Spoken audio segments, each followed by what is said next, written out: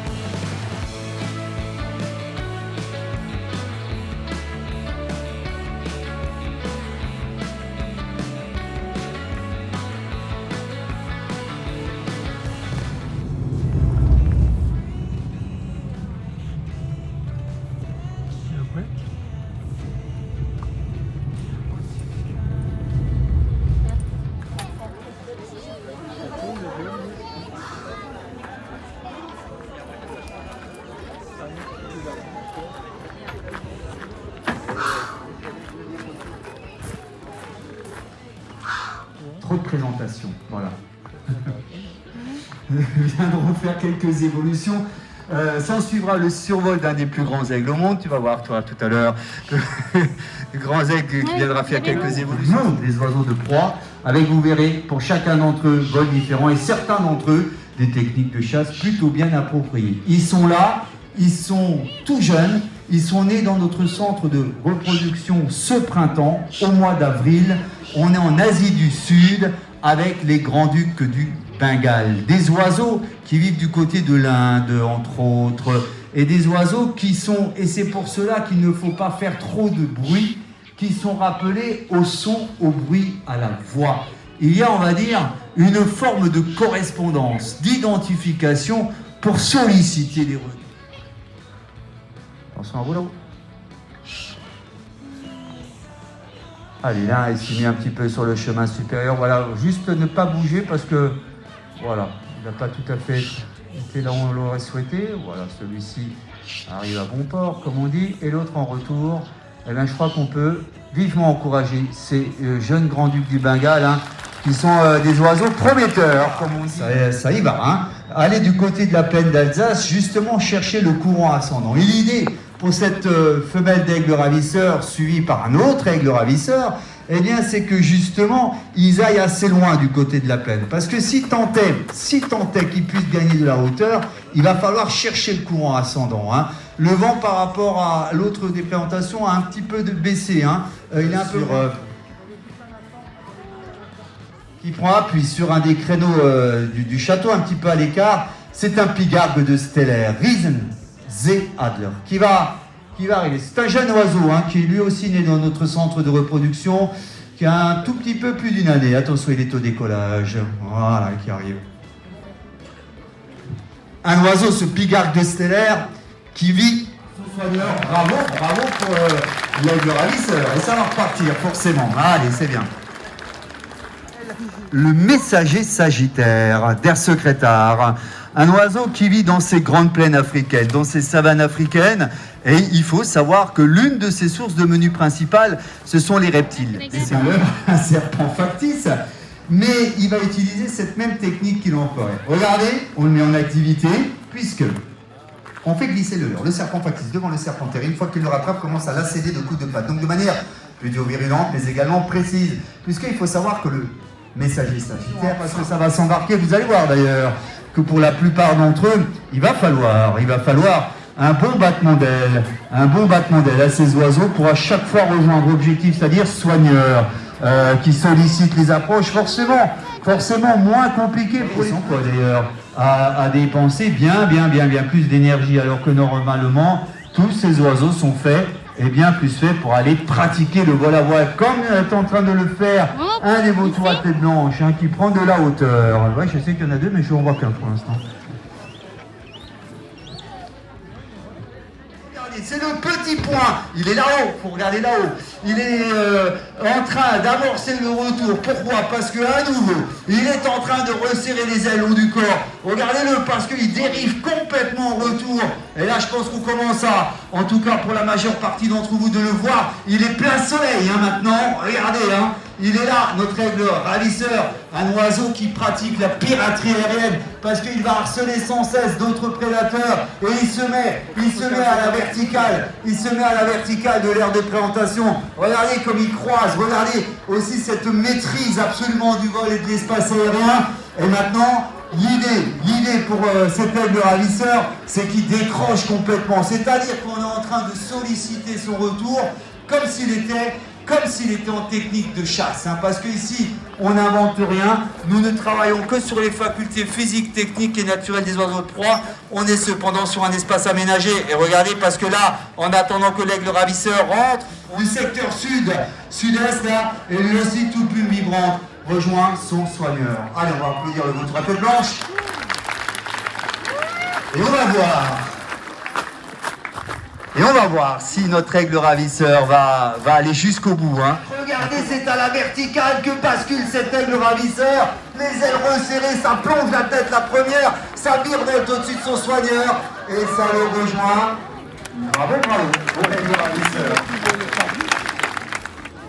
Un oiseau évidemment, Arthur qui s'est volé.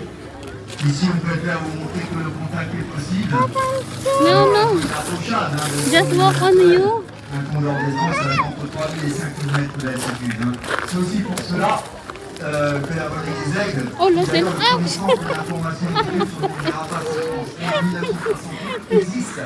Oh my God. Pour vous montrer du plus près que possible, eh bien, les rapaces souvent s'orientent dans les bonnes directions. Pourquoi?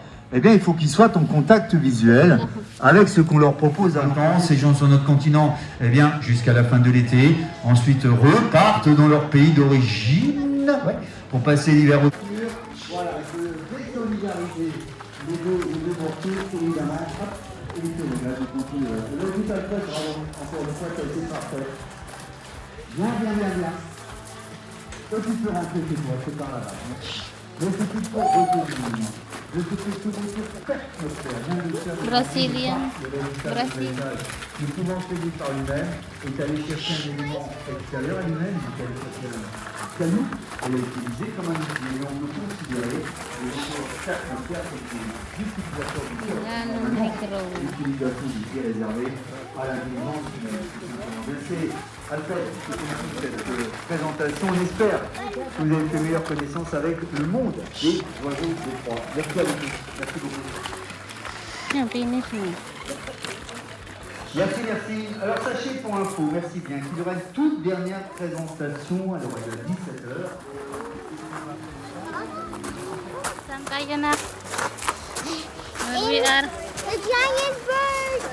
Akyat kami sa castle. Hurt my face. Anna, I can hold here. No. Why?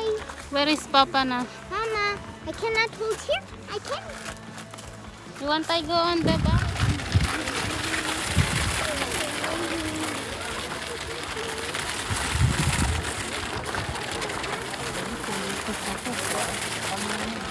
I can see the Elsa!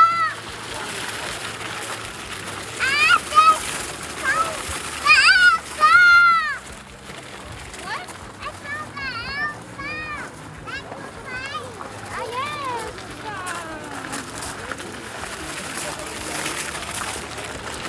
What else we can see? Huh? What else we can see? Oh, because of raspberry. No.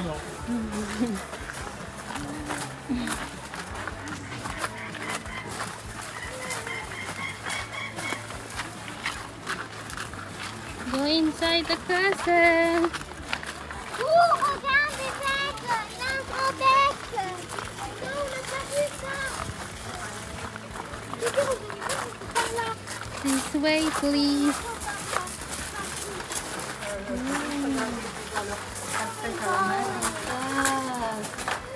It's nice.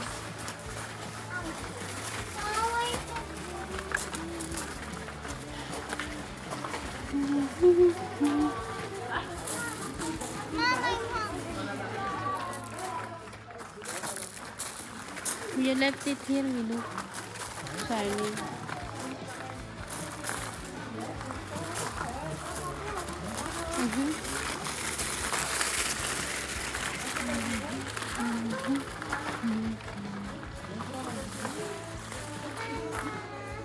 Wait. This is... Have to go first. Oh.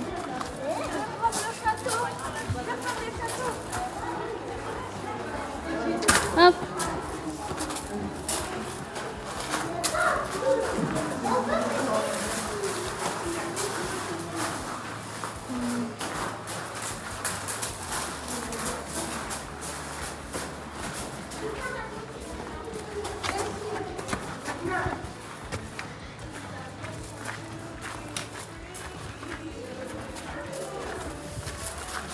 Asan si ate?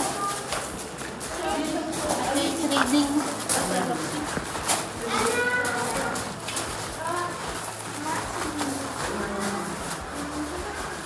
You look in the window, Nak. Yeah.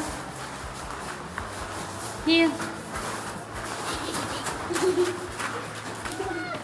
So high. You want to jump from this height? No. Well, I want to jump. We are in the castle. Oh. Kanina doon yung spectac ng eagle.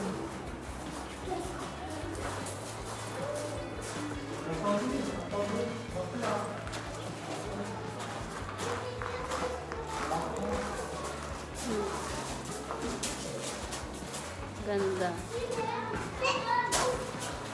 Vous voulez voir la vue un peu là-bas ou... Yes. We need to go down. I don't want to go down. Halika na, Mataya. Comme there is only one way, you can look for... Aba, we have strolled out. Moi je le trouve, il faut que les... Halika, Shaul. What we see here? Want to hold to mama hand? Baka matumbi ka. O, doon naman. Eagle. Ah! So big. So this thing. Oh, it's so big.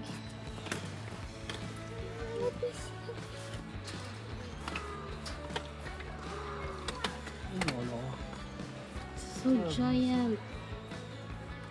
Halika na yan. Someone is on them. We Sherry. Someone is on your back.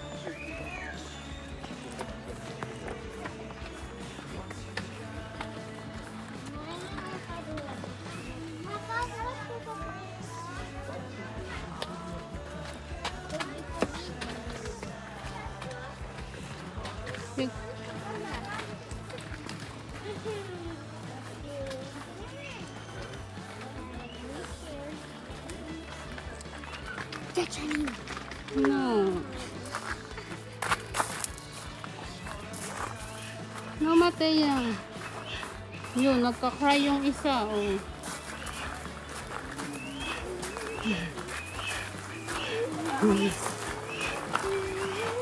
Yan, Nak, the big one.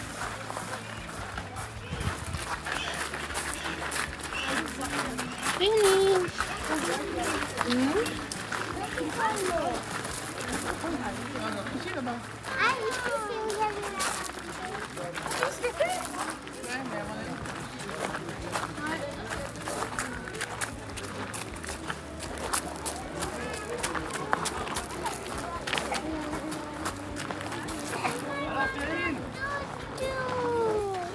No, Charlene. Yan guys, kain-kain muna kami ng sandwich. Nagutom ba kayo? Sobrang layo. It's nice to see the eagle.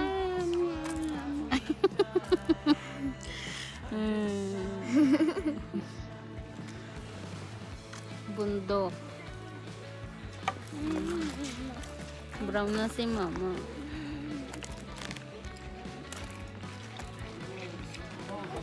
I'm still more light. Look at how old you. Brown ka na din eh. But when I go near to you, Yes. oh, But you from your normal color, you are brown, you see? Charlene, you see? Let me see. You see, we are brown.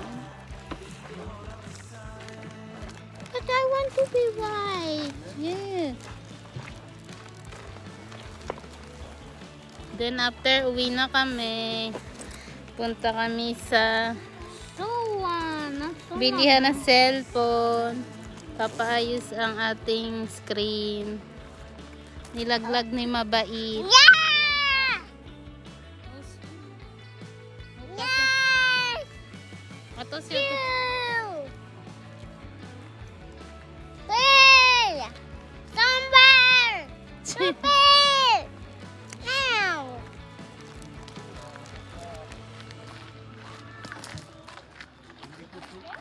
Je vais y aller.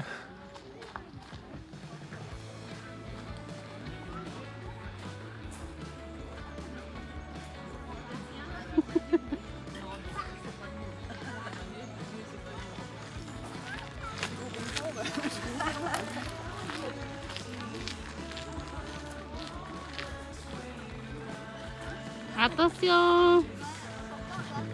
Ici de la nage. No, palas Matea.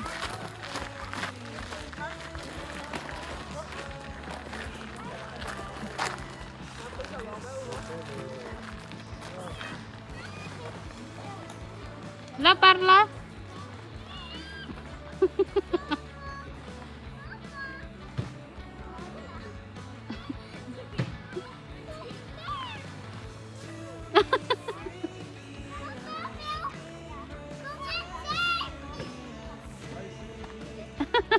Save me. Papa save Charlene. Op. Uy. Papa save Charlene.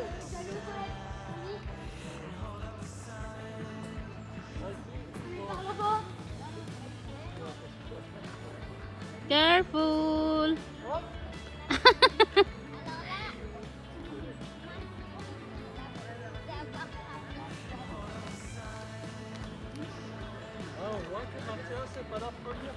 Hop. Yay. TikTok ka. Tum, tum, tum.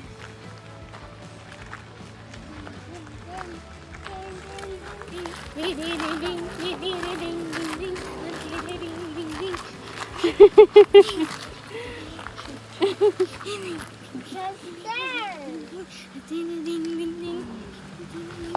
I know it's there. Atas siya ha. Mama, I know it was there. Yan, nakuryente si ate. Yan, nakuryente po si ate. Let's do the water. Let's do the water.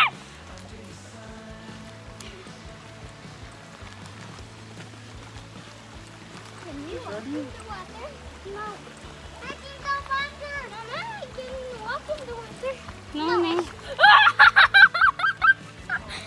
Mom, Where is our parking here? Mama, don't mind. Ah! Yeah, Charlene. Halika na. There will be car. Charlene, sit down na to, Papa. Ayan o. Yung bato may ano ng muka. Saka yung eagle.